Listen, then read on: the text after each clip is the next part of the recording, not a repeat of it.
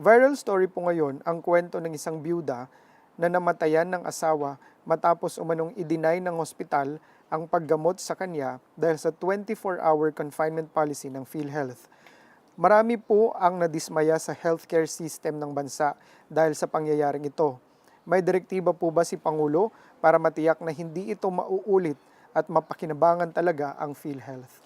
Alam na alam po natin kung paano po nagpupursige ang Pangulo natin para po mapaganda ang healthcare ng bansa.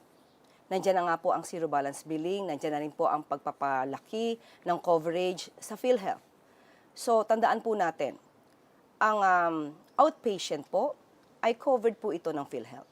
So, kung meron man mga tao na hindi po na-explain mabuti ang coverage ng PhilHealth, yan po ay dapat na maimbestigahan.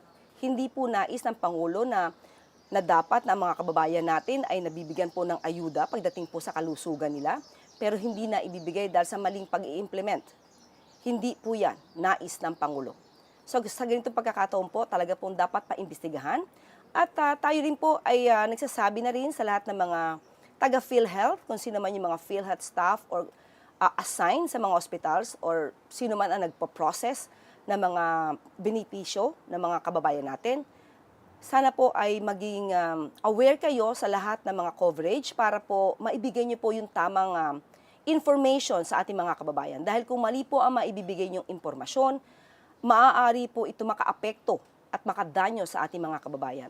So, titingnan po natin, hindi pa po natin alam kung sino ang may pagkakamali dito, pero ipinag-uutos po ang tamang at masusik na pag-iimbestiga dito. Dahil hindi po ito dapat maulit kung totoo na PhilHealth staff ang nagkaroon ng pagkakasala dito.